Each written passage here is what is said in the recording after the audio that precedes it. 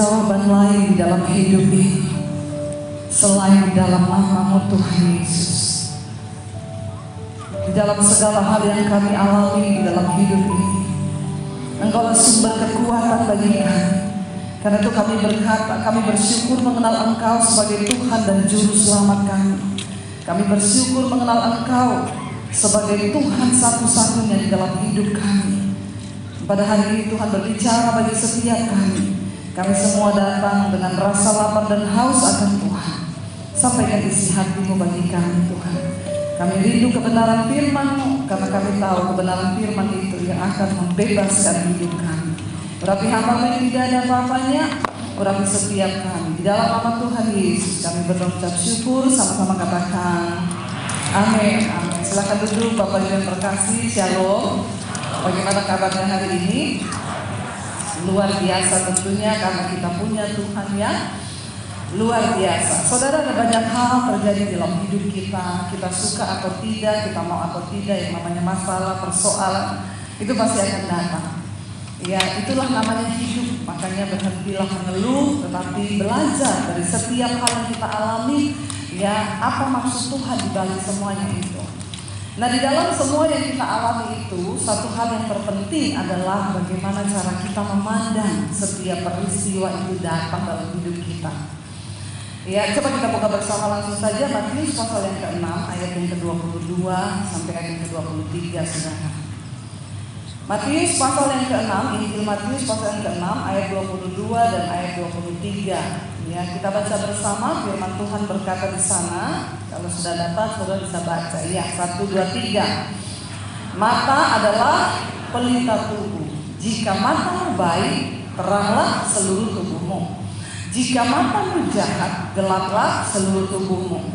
Jadi jika terang yang ada padamu itu gelap, betapa gelapnya kegelapan itu. Saudara, firman ini berkata mata itu pelita tubuh. Ya, jika mata kita baik, terang seluruh tubuh kita, seluruh hidup kita akan terang. Ya, tetapi jika matamu jahat atau gelap, maka gelaplah seluruh tubuhmu. Jadi jika terang yang ada padamu itu gelap, betapa gelapnya kegelapan itu. Mata ini adalah pelita itu terang, ya. Mata kita ini adalah terang bagi tubuh kita atau hidup kita.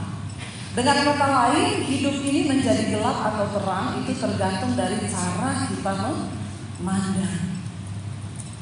Cara kita memandang. Saudara, kenapa terjadi pertengkaran? Kenapa terjadi banyak hal di dalam hidup ini yang menghancurkan kehidupan kita? Sebenarnya semua cuma karena cara pandang. Kemarin ada seorang yang konseling sama saya, Bu, saya tuh heran sama kakak saya loh. Saya tuh kan pindahan rumah, terus barang-barang saya itu tiba-tiba diambil sama dia dari tempat kontrakan saya yang lama, terus dipindah di rumahnya dia. Nah, karena saya ini pindah, nggak sempat lihat barang-barang saya cuma dengar bahwa barang-barang saya itu dipindah ke rumah kakak saya. Terus saya tanya, Bu, dia ngamuk, mana-mana, ya, emosi. Saya bilang gini, yang pertama, kamu pandang saja, mungkin kakakmu tuh lagi stres. Iya nggak, saudara? Ya, kalau kamu memandang dia itu lagi stres, lagi banyak tekanan, ya sudah, berarti ya makanya sering kita dengar dikatakan yang waras itu. Tapi kalau yang waras malah dunia ini penuh dengan orang gila. Saudara, sudah banyak orang stres di luar sana. Makanya dikatakan kita ini menjadi anak-anak Allah itu harusnya menjadi orang yang membawa damai. Ya, kenapa? Karena banyak orang di sekeliling kita itu hidupnya tidak damai. Nah, kalau orang itu sudah tidak damai, terus kita datang lagi menjadi orang yang tidak membawa damai. Ya, saya bilang coba kamu santai aja, pertama santai. Ya, milikilah cara pandang yang benar. Kamu melihat kakakmu itu mungkin dia lagi banyak masalah. Orang itu kalau lagi banyak masalah, saudara, saudara ngomong baik juga pasti ditangkap. Nggak baik, kenapa? Karena memang dari hatinya itu sudah banyak masalah. Ya, saya bilang kamu anggap dia sebagai orang yang stres. Ya, tapi kan saya perlu tanya barang-barang saya. Ya sudahlah, emang barang-barang itu kamu masih perlukan.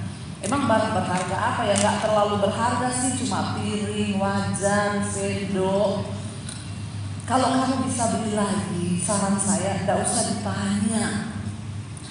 Amin. Lo benar nggak saudara? Tapi kadang orang yang cara pandangnya salah, memang sengaja suka cari masalah. Kadang masalah sendok aja tuh bisa jadi ribut. Harusnya kita sebagai orang percaya, orang Kristen, memilikilah sifat anak yang benar. Ingat loh, ayat ini berkata, mata kita ini pelita tubuh kita. Bagaimana cara kita memandang sebuah masalah, bagaimana cara kita memandang hidup ini, itu akan menentukan terang atau tidaknya hidupmu, terang atau gelapnya hidupmu, diberkati atau dikutuk hidupmu. Itu ditentukan dari cara kita memandang. Bersyukur saudara kalau kita mengerti kebenaran firman Tuhan, tetapi memang yang namanya mengalahkan kedagingan itu tidak mudah. Tapi kita harus sampai pada titik itu. Ayat berkata mata ini pelita tubuh saudara. Ya, jika mata kita baik, jika mata kita terang, maka teranglah seluruh tubuhmu atau hidupmu itu terang. Tapi jika matamu jahat, kalau kita memandang semua perkara di hidup ini dengan mata yang jahat, artinya mata jahat itu apa? Penuh prasangka, ya, dengan segala kekhawatiran kita memandang, maka yang tidak harus ada masalah itu jadi masalah. Mari kita belajar menundukkan diri kepada firman Tuhan, supaya kita bisa melihat hal-hal baik terjadi di hidup kita. Karena ingat saudara, baik atau tidaknya hidup kita itu tergantung dari apa yang kita tabur. Kalau kita menabur kejahatan, maka kita akan menuai badai, malapetaka, masalah. Tapi kita harus percaya pada yang namanya hukum Tuhan. Tapi sayang banyak orang Kristen itu sudah mengerti kebenaran, mengerti firman Tuhan, tapi nggak bisa melakukan. Makanya hidup kita seperti bangsa Israel yang cuma terputar di situ aja, nggak pernah maju-maju. Kenapa? Karena cara pandang kita tuh salah. Saya pengen kita lihat bersama Bilangan pasal yang ke-13. Ini berbicara tentang cara pandang. Saudara, kita tahu bersama ketika bangsa Israel, ya, waktu mereka itu ketika mengalami masa kejayaan itu ketika ada di tangan Yusuf. Kita semua tahu bersama kisahnya. Waktu Yusuf itu mau dibunuh oleh keluarganya, ya, karena dia menceritakan visi yang dia dapat dari Tuhan. Dan akhirnya keluarganya itu iri, lalu Yusuf dibuang, ya, dibuang ke sumur. Tadinya mau dibunuh, mereka bilang kalau kita bunuh kita nggak dapat apa-apa. Lebih baik kita buang dia ke sumur, kita ambilnya dari sumur itu kita jual, lumayan kan kita dapat duit. Akhirnya mereka menjual Yusuf, sampailah Yusuf ke tangan Potifar di Mesir.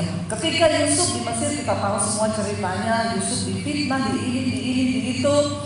Lalu akhirnya sampailah Yusuf dengan cerita dia tiba di istana. Lewat pintu penjara, Yusuf bisa masuk ke istana Raja Firaun. Karena itu jangan buru-buru menghakimi hidupmu, saudara. Seringkali kesusahan, malapetaka, penderitaan itu adalah jalan Tuhan untuk membawa kita menuju kepada rencananya yang ajaib. Katakan amin. Kalau Yusuf tidak dimasukin sumur, kalau Yusuf nggak dijual sebagai budak, dia nggak pernah ketemu Potifar. Kalau Yusuf tidak difitnah oleh istri Potifar, maka dia tidak akan pernah masuk penjara. Kalau Yusuf tidak pernah di penjara, maka dia tidak akan pernah bisa masuk ke pintu kerajaan Firaun. Kenapa saudara? Karena penjara adalah satu-satunya jalan bagi Yusuf untuk masuk ke istana raja. Hari ini mungkin engkau difitnah, hari ini mungkin engkau mengalami sesuatu tidak enak, tapi pandanglah itu sebagai sebuah cara Tuhan untuk membawa engkau masuk ke dalam rencana Tuhan. Jangan anggap semua yang pahit itu sial, ya, karena yang namanya obat itu pasti pahit, ya, tapi coklat itu selalu manis. Ya, dan yang manis itu pasti membawa penyakit. Amin. Singkat cerita, Yusuf menjadi perdana menteri di Mesir. Lalu keluarganya mengalami kelaparan besar. Dan akhirnya mereka datang ke Mesir untuk membeli gandum. Lalu mereka ketemu sama Yusuf. Mereka sudah tidak mengenal Yusuf karena Yusuf sudah ganteng, gagah. Tapi Yusuf mengenali mereka.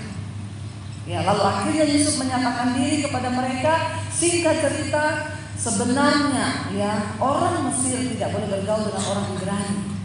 Tapi karena ada Yusuf, Fir'aun berkata, angkat semua keluargamu, bawa mereka ke Mesir. Kenapa? Karena Yusuf dipakai Tuhan menyelamatkan Mesir dari bahaya kelaparan besar. Sehingga Fir'aun merasa berhutang budi kepada Yusuf. Orang yang memiliki pandangan hidup yang benar akan menjadi berkat hidupnya dimanapun dia berada. Lalu akhirnya disuruh bawa keluargamu datang ke sini. Singkat cerita, orang Ibrani ini ya saudara-saudara Yusuf, 12 suku Israel. Itu saudara Yusuf. Mereka dibawa pindah ke Mesir. Selama Yusuf berkuasa di Mesir, mereka diberi sebidang tanah. Mereka diberi pekerjaan oleh Raja Mesir, oleh Fir'aun. Ya, mereka hidupnya dimuliakan. Sebenarnya orang Ibrani tidak boleh duduk makan bersama dengan orang Mesir. Tapi karena Yusuf membawa sebuah pembaharuan di sana, terjadi ya sesuatu yang luar biasa.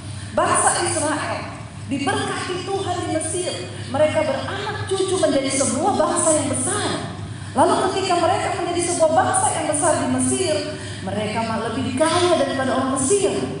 Karena Tuhan Allah mereka menyertai mereka. Mereka memiliki tanah yang banyak. Mereka memiliki ternak yang sangat luar biasa. Tuhan memberkati mereka dengan luar biasa. Akhirnya Yusuf mati. Ketika Yusuf mati, Fir'aun juga mati. Diangkatlah Fir'aun yang baru. Jadi Fir'aun itu bukan nama orang, saudara. Itu julukan untuk raja di Mesir.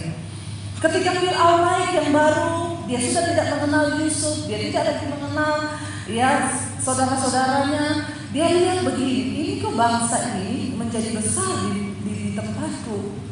Tidak boleh seperti ini. Mereka ini kan orang Ibrani. Kita jajah mereka di sini, kita suruh mereka kerja paksa. Datanglah penganiayaan. Bangsa Israel di Mesir, mereka dijajah, disuruh kerja paksa, dipukuli, dicambuk. Hidup yang tidak enak mengalami perbudakan di Mesir. Dia lagi malas-malasan disuruh bangun, tadinya hidupnya enak, tiba-tiba mengalami seperti itu, dianiaya di Mesir. Lalu mereka berseru-seru kepada Tuhan. Mereka berdoa kepada Allahnya, Tuhan Engkau yang berjanji kepada nenek moyang kami bahwa kami ini nanti akan diberikan satu bidang tanah perjanjian. Engkau berkata akan mengokohkan keturunan kami. Mereka berdoa kepada Tuhan. Lalu Tuhan mendengar doa mereka. Tuhan melahirkan seorang anak yang bernama Musa, ya, untuk menjadi pembebas bagi bangsa itu. Lalu kedengaran oleh Fir'aun bahwa Tuhan akan membangkitkan seorang anak laki-laki di atas Mesir yang akan menjadi juru selamat bagi bangsa itu. Lalu dia menyuruh membunuh semua bayi laki-laki. Orang Israel, orang Ibrani yang lahir, semua laki-laki dibunuh. Lalu Musa dilahirkan. Karena mamanya takut dia akan dibunuh, diam-diam dia hanyutkan bayi itu di sungai. Ya, lalu putri Raja Fir'aun lagi mandi. Musa datang, saudara, dihanyutkan, ya, dibuatlah satu perahu dilingkar dengan ya daun papirus supaya buayanya tidak makan. Lalu Musa dihanyutkan. Putri Fir'aun lagi mandi, dia temukan bayi itu. Harusnya bayi orang Ibrani dibunuh karena itu akan menggagalkan Fir'aun dan membawa bangsa itu keluar. Tetapi karena yang ngambil Musa itu putrinya Fir'aun, dia pelihara, saudara. Di tengah keenakannya Musa di istana raja, akhirnya dia mendapat panggilan dari Tuhan untuk membawa bangsa itu keluar. Ketika mereka dibawa keluar, saudara, kita tahu bersama kisahnya. Di sana tulah demi tulah terjadi. Ya, Fir'aun mengeraskan hati tidak mau, sampai akhirnya tulah demi tulah. Tiba saatnya Fir'aun membiarkan mereka keluar. Ketika mereka keluar, saudara, mereka bersuka cita. Kenapa? Karena Tuhan menjawab doa mereka. Tapi ketika mereka berjalan keluar, saudara, tantangan demi tantangan mulai terjadi. Banyak tantangan yang mereka alami terjadi. Ya, ketika terjadi tantangan mereka marah, bersungut-sungut, pengen pulang lagi ke Mesir. Lalu Tuhan menjawab lagi, lalu pengen pulang ke Mesir. Tiba saatnya, singkat cerita, Tuhan mengampuni bangsa itu. Mereka berbuat dosa lagi, Tuhan ampuni lagi. Ya kayak kita lah, saudara ya. Berdosa diampuni. Ya lalu akhirnya Tuhan berkata, Musa, negeri yang penuh susu dan madu itu sudah di depan mata. Sekarang kau pilih 12 orang dari ketua-ketua suku Israel. Kenapa 12 orang pengintai mewakili 12 suku Israel? Dipilih Musa, saudara, orang-orang saya percaya untuk memasuki satu negeri yang dijadikan Tuhan. Ini adalah goal dari perjalanan mereka di padang gurun. Pasti Musa tidak memilih orang yang sembarangan. Untuk mengintai negeri itu dipilih orang yang benar-benar, ya. Jadi dipilih ketua-ketua sukunya. Disuruh 12 orang ini masuk ke negeri itu. Coba kita baca dulu Bilangan pasal 13. Ya, kita baca lalu dikirim ya saudara, 40 hari mereka disuruh mengintai negeri itu, 40 hari. Kita baca ayat 27, Bilangan 13 ayat 27. Singkat cerita mereka pulang setelah 40 hari. Baca bersama, 1, 2, 3. Mereka menceritakan kepadanya, kami sudah masuk ke negeri ke mana kau suruh kami, dan memang negeri itu berlimpah-limpah susu dan madunya, dan inilah hasilnya. Hanya bangsa yang diam di negeri itu kuat-kuat, dan kota-kotanya berkubu dan sangat besar. Juga keturunan Enak telah kami lihat di sana. Orang Amalek diam di tanah Negeb, orang Het, orang Yebus, dan orang Amori diam di pegunungan. Orang Kanaan diam di sepanjang laut dan sepanjang tepi sungai Yordan. Kemudian Kaleb mencoba menenteramkan hati bangsa itu di hadapan Musa. Katanya, tidak, kita akan maju dan menduduki negeri itu, sebab kita pasti akan mengalahkannya. Saudara, 10 orang pengintai dikirim masuk ke negeri yang akan Tuhan janjikan. 12 pengintai ini pulang dengan bahasa yang sama akan pandangan mereka, akan penglihatan mereka. Pandangannya semua sama. Negeri itu sangat baik. Termasuk 10 orang pengintai. Semua sama. Yang mereka lihat itu sama. Ya, mereka bilang itu saudara, ketika mereka lagi di sana kan pas lagi penuaian anggur. Musa bilang, kamu bawa sebagian dari buah-buahnya biar kita lihat. Waktu pas penuaian anggur, mereka ambil, dikatakan di sana, 1 batang anggur itu mereka bawa pulang. Bayangkan ya, 1 tangkai anggur itu dipikul oleh 2 orang.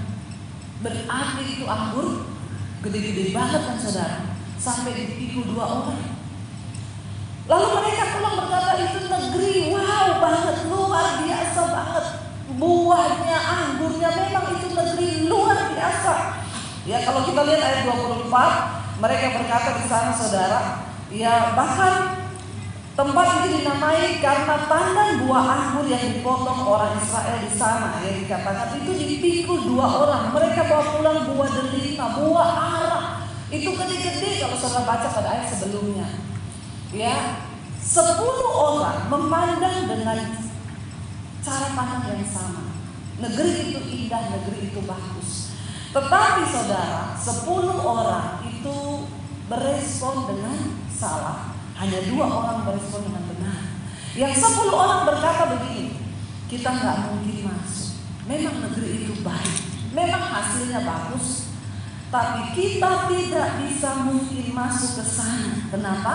Di sana itu orang-orangnya besar-besar, di sana itu orang-orangnya sangat menakutkan.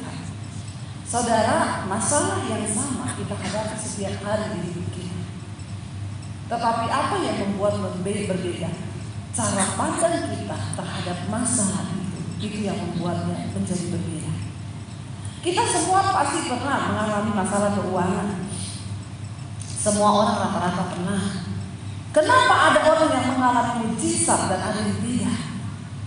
Tergantung caramu berespon Bagaimana engkau memandang masalah itu dan bagaimana engkau berespon terhadap masalah itu.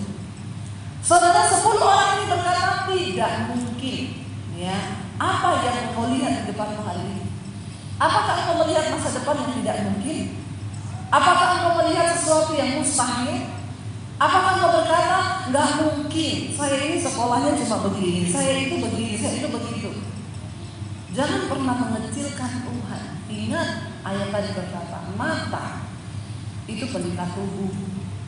Kalau cara pandangmu terhadap satu masalah itu salah, maka akan salah semua hidupmu. Mereka berkata kita nggak mungkin masuk. Orang Het, orang Yebus, orang Amori itu, orang Amalek, mereka orang-orang gagah perkasa. Kita nggak mungkin bisa menembusi mereka. Ya. Kemudian dikatakan Kaleb mencoba menerangkan hati bangsa itu. Jadi saudara, mereka ini pulang disambut oleh seluruh bangsa Israel dan Musa serta Harun. Pengen tahu laporan apa yang mereka bawa. Ya, lalu Kaleb bilang kita akan maju untuk menduduki negeri itu sebab kita pasti akan mengalahkannya. Bagaimana aku berespon terhadap suatu masalah itu akan sangat menentukan. Ayat 31 kita baca bersama. Tetapi orang-orang yang pergi ke sana bersama-sama dengan dia berkata, kita tidak dapat maju menyerang bangsa itu. Karena apa? Mereka lebih kuat dari kita. Apa yang membuat kita hari ini memandang masalah kita lebih besar? Saudara, kita semua punya masalah yang sama. Tetapi cara pandang kita terhadap masalah itu ini yang terpenting. Apakah ada iman di dalam hatimu? Apakah ada rasa percayamu kepada Tuhan? Perkatakan yang baik. Perkatakan yang baik. Perkatakan firman Tuhan. Mereka itu berkata tidak mungkin. Karena mereka melihat ada orang-orang raksasa di sana. Ya. Ayat 31, tetapi orang-orang pergi ke sana bersama-sama dengan dia berkata tidak mungkin, kita tidak dapat maju menyerang bangsa itu karena mereka lebih kuat daripada kita. Juga mereka menyampaikan kepada orang Israel kabar apa? Kabar busuk. Perhatikan, kalau engkau mau melihat kemenangan dalam hidupmu, jangan suka dengar kabar busuk. Ya, mari kita dengar kabar baik saja, katakan amin. Kabar busuk itu akan membuat cara pandangmu itu menjadi berbeda. Saudara, kalau ada orang datang kasih tahu kita hal-hal yang negatif, belajar untuk menetralisir setiap keadaan.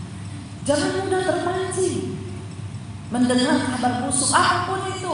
Mungkin ada datang, kamu tahu nggak? Itu temanmu, itu saudaraku ngomong begini. Oh, dia ngomong begitu. Puji Tuhan. Amin. Bilang amin. Ya, ayo kalau kau mau lihat hidupmu diberkati, jangan suka dengar kabar busuk. Di mana itu kabar busuk itu apa? Melemahkan iman. Ya, nanti kita akan lihat saudara. Ya, dikatakan di sana mereka menyampaikan kepada orang Israel kabar busuk tentang negeri yang diintai mereka dengan berkata, negeri yang telah kami lalui untuk diintai adalah suatu negeri yang memakan penduduknya. Ngeri gak? Waduh, penduduknya aja dimakan dong. Apalagi kita, ngapain kita masuk ke sana? Antar nyawa itu namanya. Ya, mereka bilang itu negeri yang memakan penduduknya. Dan dia bilang dan semua orang yang kami lihat di sana adalah orang-orang yang tinggi perawakannya, menakutkan. Juga kami lihat di sana ada orang-orang raksasa, orang enak yang berasal dari orang-orang raksasa, dan kami lihat diri kami seperti belalang. Demikian juga mereka terhadap kami. Hari ini saudara memandang dirimu seperti apa? Kalau engkau berkata aku ini cuma seperti belalang, ya jadilah sesuai dengan perkataanmu. Jangan pernah mengecilkan dirimu sendiri. Ini loh saudara, tanpa kita sadari perkataan itu mempengaruhi hidup kita. Perkataan kita, cara pandang kita, dari cara pandang yang salah, mereka melihat sesuai sama, tapi cara pandangnya itu salah. Akhirnya berbuah kepada perkataan. Dan perhatikan, waktu sesuatu yang salah itu diucapkan, itu mempengaruhi orang banyak.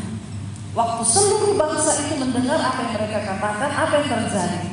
Bilangan pasal 14, coba kita lihat ayat yang pertama.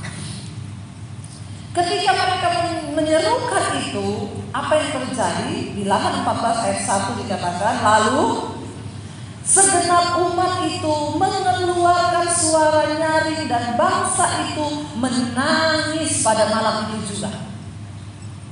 Kata-kata yang membawa kabar busuk itu langsung mempengaruhi orang, saudara.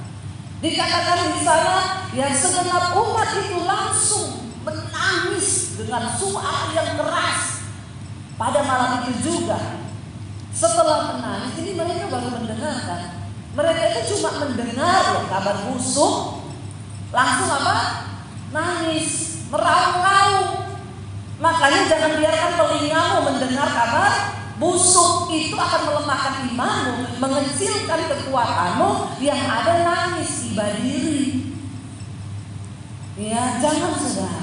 Ketika mereka menangis, yang kedua apa saudara? Kalau kita ini punya cara pandang yang salah, kita tularkan kepada orang. Yang kedua apa? Ayat yang kedua berkata, bersungut-sungutlah semua orang Israel kepada Musa dan Harun. Ketika mereka mendengar, imannya padam, nangis, iba diri, bagaimana nasib kita, bagaimana yang terjadi. Bukan cuma itu, langsung mulutnya bersungut. Bahaya saudara, ya bahaya loh. Apa yang kita keluarkan dalam hidup kita? Apakah kabar baik atau kabar busuk kepada orang? Apa yang kita dengar, apakah kabar baik atau kabar busuk, itu menentukan imanmu dan akan menentukan kemenanganmu dalam hidup ini. Katakan amin. Lalu dikatakan di sana, bersungut-sungutlah semua orang Israel kepada Musa dan Harun, dan segenap bangsa itu berkata kepada mereka, baca bersama apa? Sekiranya kami mati di tanah Mesir atau di padang gurun ini. Mereka berkata, mending mati di Mesir. Ya, jadi sama aja. Kita ini keluar mati, di Mesir juga mati. Orang yang memiliki cara pandang yang salah, tidak ada harapan di depannya. Semuanya sama aja. Saya hidup dalam dosa, toh hidup saya juga begini.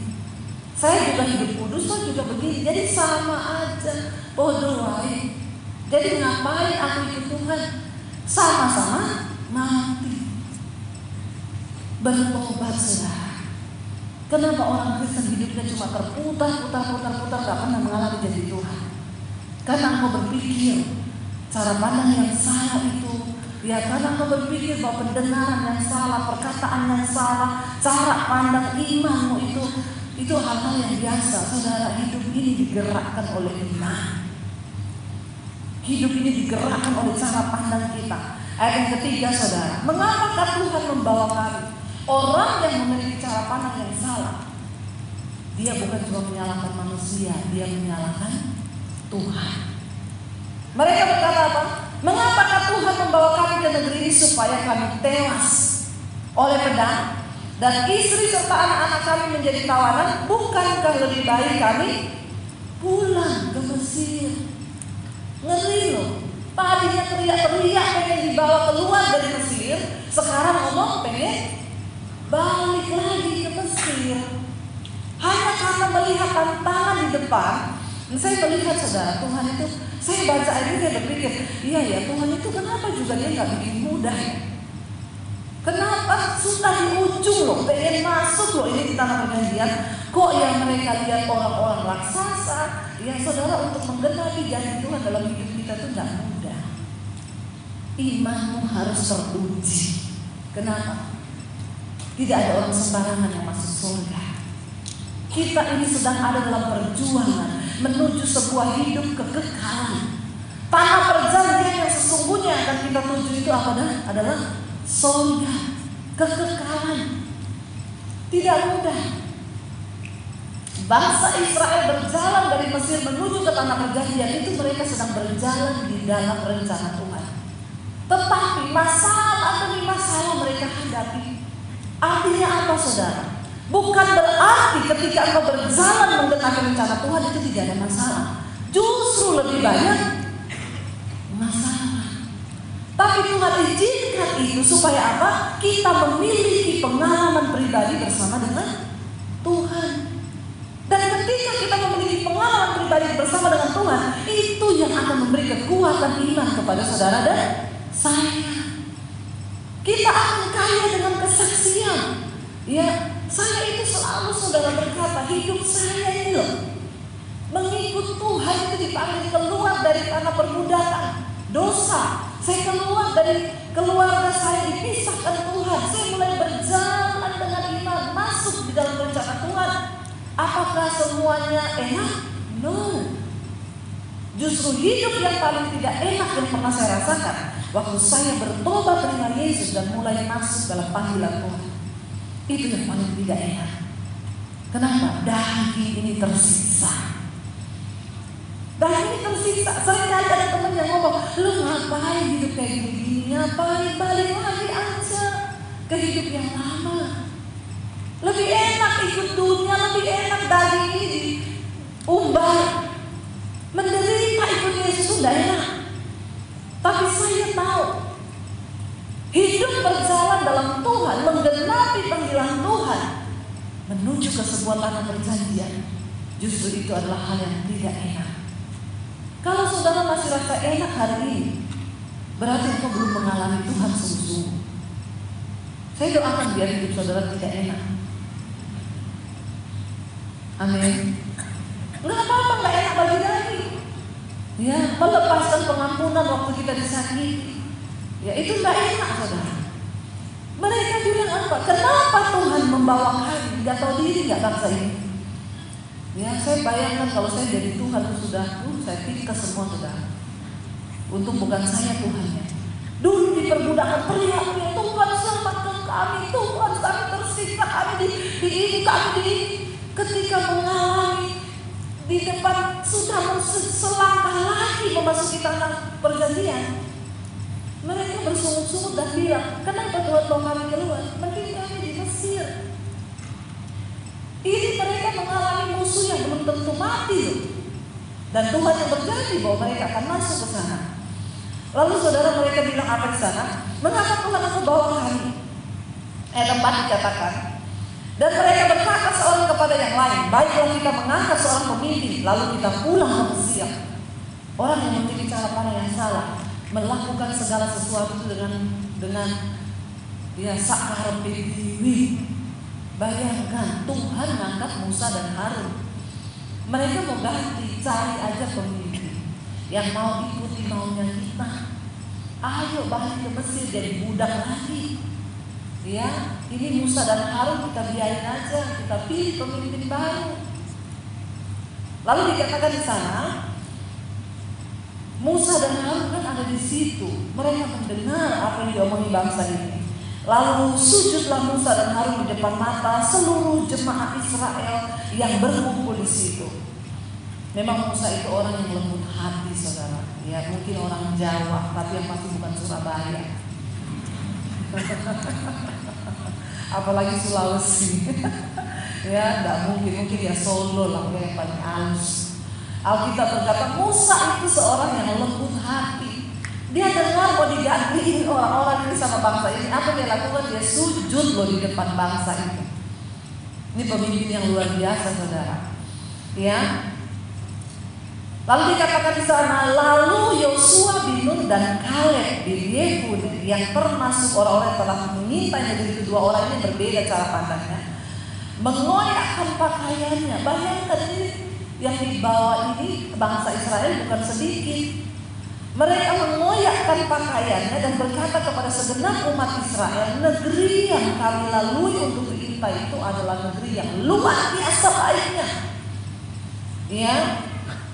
Mereka bilang apa ayat 8 ini, saudara, yang harus kita pegang.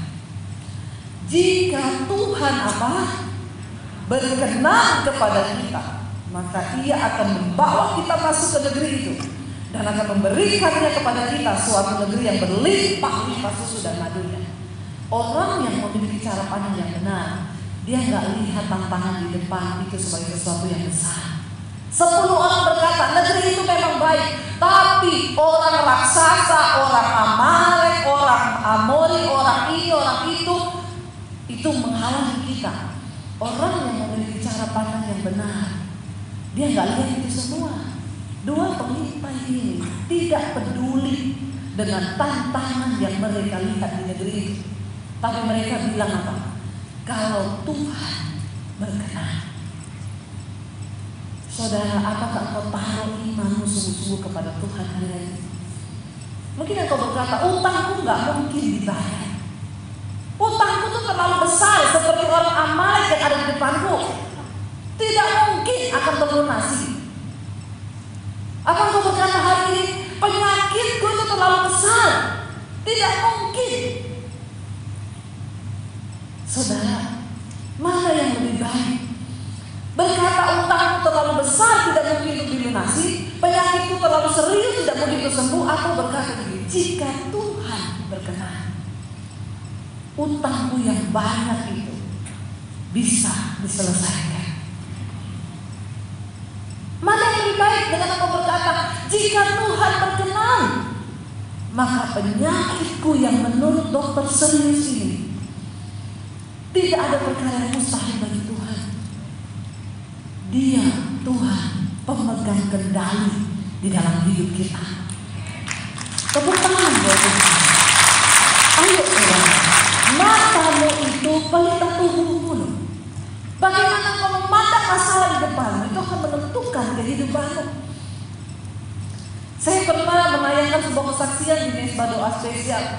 Ya, bagaimana ya seorang yang di Singapura waktu itu suaminya Pastor Judith Halim yang kena kanker otak, dan itu kanker otak jenis pertama di Singapura. Hanya ada beberapa orang yang kena itu di Amerika, dan untuk Singapura itu kasus pertama, dan itu kanker otak terlangka di dunia dan tidak ada obatnya. Ketika dokter periksa, mereka bilang tidak ada harapan. Ya, tapi kalau mau dioperasi ya silakan, karena orangnya sudah kesakitan, saudara. Kesakitan tiap hari nangis. Ya bayangkan, katanya kumur-kumur aja. Mau sikat gigi, kumur-kumur keluar gumpalan-gumpalan darah. Siapa yang enggak panik lihat begitu? Ya udah, setelah ditanya dokter, jadi ini mau gimana? Bisa dioperasi, tapi bukan untuk sembuh, hanya mengurangi sakitnya dan mengurangi kansernya. Tapi ketika dokter buka di operasi yang pertama, dokter telepon ya istrinya, Bu, kami sudah buka otaknya dan ternyata kanker ini bersarang di batang otak. Dan ini kalau kami angkat, itu kena syarat penciuman, kena syarat bicara, kena syarat ingatan. Jadi ini semua syaratnya sudah kena. Dan kami tidak bisa mengambil yang hidupnya karena dia nempel di batang otak. Jadi gimana ini masih terbuka? Kalau ibu ngomong terusin, kita terusin. Ibu ngomong tutup, kita tutup. Karena sulit sekali mereka undang dokter spesialis untuk sakit kanker otak dari Amerika. Karena itu kasus pertama di Singapura, masuk di koran Singapura. Tidak mungkin. Istrinya yang ditanya cuma ngomong begini, saya tidak bisa ngomong apa-apa, dokter lakukan saja yang terbaik menurut dokter karena saya nggak tahu. Dokter bilang oke, kami akan lakukan, tapi sorry, setelah operasi ini keadaannya akan bertambah parah. Dia nggak bisa ngomong, dia nggak bisa bicara, dia nggak bisa bercium, dan mungkin dia tidak bisa berjalan karena memang yang dia serang itu adalah otak. Istrinya cuma bilang lakukan yang terbaik dong. Mereka ambil yang bisa diambil, tapi akhirnya ditutup kembali karena yang benar-benar induknya itu melekat dan tidak bisa diambil di batang otak.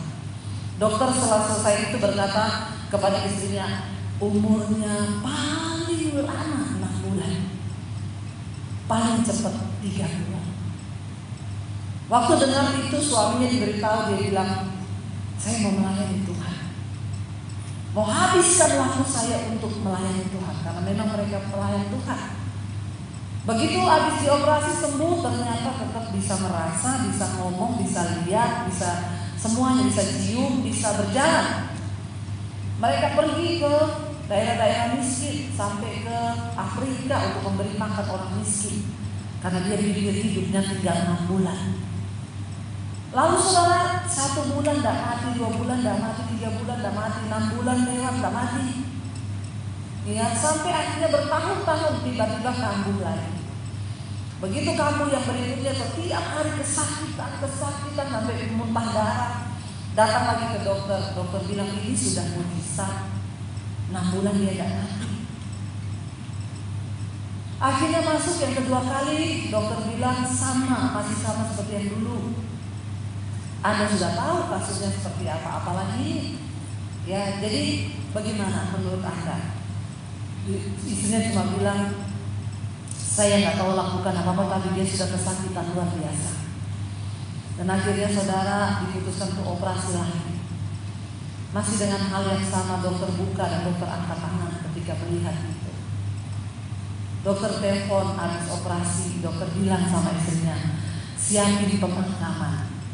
Jadi istrinya telepon peti, telepon orang rumah, pesan peti, pesan rumah duka. Sewaktu-waktu harus siap, karena setelah operasi suaminya sudah tidak sadar. Tapi sebelum dioperasi suaminya bilang sama istrinya, aku berdoa dan Tuhan bilang, aku akan menyembuhkan engkau karena doa istri. Tapi ketika akhirnya dia mau operasi yang kedua itu saudara, dia bilang sama istrinya, berhenti berdoa untuk kesembuhanku karena aku sudah tidak kuat. Ini sudah benar-benar sakit. Kamu jangan lagi berdoa untuk kesembuhanku. Biarkan aku mati, kalau sudah waktunya aku mati, aku tidak sanggup lagi. Ketika dia terbaring di kamar rumah sakit, istrinya tetap ngomong, Tuhan, dokter boleh ngomong apapun, tapi jika Tuhan berkenan, Tuhan sanggup menyembuhkan suamiku. Ketika sedang terbaring di ranjang tempat tidur malam setelah operasi, istrinya jaga di sofa. Suaminya tiba-tiba tengah malam terbangun dan teriak, Jesus here, Jesus here. Dia gemetaran di ranjang. Istrinya kaget, dia lompat dari sofanya mau mendekat ke suaminya. Jarak 1 meter, istrinya terlempar. Hadirat Tuhan begitu kuat. Dia tersungkur jarak 1 meter, dia gak bisa mendekat saudara, terlempar dalam kekudusan Tuhan. Dia bilang, Bu, saya baru merasakan bagaimana hadirat Tuhan itu kudus. Saya mendekat kepada suami saya lagi di jamaah Tuhan itu gak bisa. Saya langsung tersungkur dengan muka saya sampai ke tanah. Benar apa yang Alkitab bilang, satu saat nanti waktu kita ketemu dengan kemuliaan Tuhan itu kita sujud sampai di tanah muka kita. Lalu dia menyembah Tuhan. Kamar itu dipenuhi dengan kemuliaan Tuhan. Suaminya terus teriak, Jesus here, Jesus here. Tiba-tiba dia tertidur kembali. Istrinya cuma bilang mungkin dia mimpi. Istrinya balik ke sofa untuk tidur.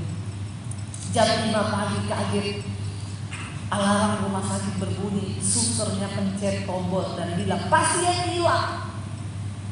Suaminya sudah tidak ada di tempat tidur. Ini baru operasi otak, gak mungkin bangun, operasi otak besar. Istrinya kaget dan suaminya gak ada. Dia bilang, aduh jangan-jangan dia rencer lagi diangkat Tuhan. Ternyata dengan santainya suaminya keluar dari kamar mandi. Suster tanya, kamu gila ya? Dia bilang, no, aku sudah sembuh. Yesus datang menjamah kepalaku. Dan dia bilang, aku sembuh. Dan suster bilang, gak mungkin, yuk balik sekarang ke tempat ini, balik. Gak ada orang. Dia bilang, saya sudah mandi. Dia bilang, ketika Yesus selesai menjamah, dia terbangun. Dia rasa keadaannya enak semuanya, gak ada sakit. Lalu dia coba duduk, kok gak pusing. Dia coba berdiri, kok gak pusing.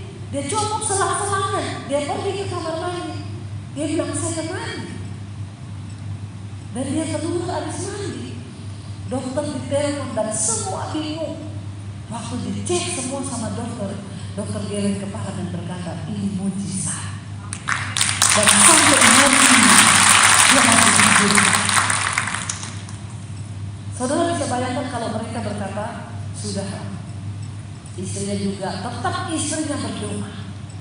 Kalau Tuhan berkenan, mereka bilang, kalau Tuhan berkenan. Suaminya bilang, kalau Tuhan menyembuhkan aku mau sembuh tapi gak sakit-sakitan terus. itu kanker melekat di batang otak. Saudara, waktu cara pandangmu benar dan hidupmu berdampak bagi banyak orang, tidak ada perkara yang mustahil bagi Tuhan. Ingat, ketika bangsa ini, saudara, akhirnya Kaleb dan Yosua berkata, kita akan masuk. Dia bilang apa? Jika Tuhan berkenan, maka iya, Tuhan yang akan membawa kita masuk. Bukan kita yang masuk, tapi Tuhan yang akan membawa kita masuk ke negeri itu yang berlimpah-limpah susu dan madunya. Ayat yang ke-9, hanya apa? Baca sama-sama. Hanya janganlah memberontak kepada Tuhan dan janganlah takut kepada bangsa negeri itu, sebab mereka akan kita telan habis, yang melindungi mereka sudah meninggalkan mereka, sedang Tuhan menyertai kita, ya, dan janganlah takut kepada mereka. Dua pesan Tuhan, ya, dua pesan Tuhan dikatakan, jangan memberontak terhadap Tuhan dan jangan takut. Bagian kita tunduk sama Tuhan, saudara. Tunduk sama firman-Nya, ya. Ketika mereka menyampaikan itu, segenap umat itu berdiri mau melempari mereka sama batu. Kenapa? Karena sudah mendengar kabar busuk. Memang kabar busuk itu lebih cepat masuk ke hati orang daripada kabar baik. Mereka mau melempari Yosua dan Kaleb. Akhirnya tampaklah kemuliaan Tuhan. Lalu mereka ketakutan, saudara. Dan akhirnya mereka minta ampun kepada Tuhan. Begitu minta ampun, saudara tahu cerita ini. Besok itu kan harusnya mereka sudah masuk ke tanah itu. Kalau mereka waktu itu tidak punya cara pandang yang salah.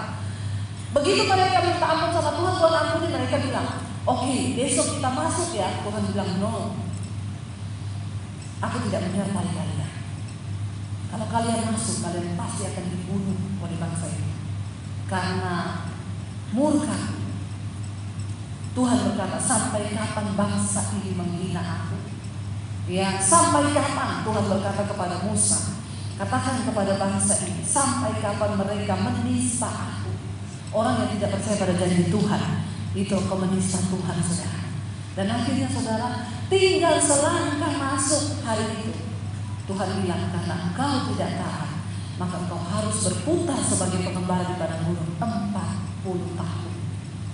Hukuman 40 tahun ini terjadi waktu kisah ini, waktu peristiwa ini. Tinggal selangkah besok mau masuk ke tanah itu. Tapi karena cara pandang yang salah, saudara, mungkin engkau tinggal sehari, seminggu, atau sebulan akan memasuki janji-janji Tuhan. Tapi karena ketidakpercayaan, batal semua janji Tuhan itu. Diputar lagi 40 tahun dengan hal yang sama. Kenapa? Dari mulutmu nggak pernah mengucapkan yang baik. Dari mulutmu nggak pernah mengucapkan firman. Bersungut. Itu akan membuat janji Tuhan terlalu lama digenapi atas hidupmu. Stop bersungut-sungut. Katakan amin. Bilang kanan kirimu, suami istri, jangan sungut-sungut. Ngomong, suami ngomong sama istri, istri ngomong sama suami, lihat mukanya, cepet, jangan lihat muka istri orang. Lihat muka istri sendiri, lihat muka suami sendiri. Jangan bersungut-sungut supaya janji Tuhan cepat digenapi. Bayangkan ditambah bonus 40 tahun. Itu loh, 40 tahun mereka alami. Tinggal besok mau masuk, Tuhan bilang, no, masuk sekarang kau. Pasti kau akan dibinasakan oleh bangsa itu. Karena aku tidak lagi menyertai engkau. Dan apa yang terjadi 40 tahun mereka berputar. Saya rindu para imam muslim. Saudara tahu, ratusan ribu dibunuh di padang gurun. Mati orang-orang tidak percaya itu. Dihabisin Tuhan semuanya. Jangan sampai engkau tidak pernah melihat tanah perjanjian. Jangan sampai engkau tidak pernah melihat janji Tuhan digenapi di hidupmu. Hanya karena apa, saudara? Hanya karena ketidakpercayaan. Seringkali nasib kita berputar-putar seperti itu. Cuma karena apa? Enggak pernah ada ucapan syukur dari mulutmu. Engkau gak berkata kalau Tuhan berkenan. Yang ada itu cuma, ya hidup kayak begini-begini terus. Kok ya mau diapa ya, memang sudah begini. Maka semuanya akan menjadi lama. Saya percaya, saudara, kalau kita mau berkata Tuhan aku percaya, ya maka semua itu akan terjadi di dalam hidupmu. Mari kita bangkit berdiri bersama. Terima kasih Bapak. Kami percaya kami punya Tuhan yang besar, yang sanggup menggenapi setiap janji-janji-Mu atas hidup kami. Bahkan penyertaan-Mu sempurna di dalam hidup kami. Terima kasih Yesus. Ini hidup kami, bahkan persoalan-persoalan kami semuanya kami tahu, dan kami berkata jika Tuhan berkenan, kami butuh penyertaan Tuhan dalam hidup kami.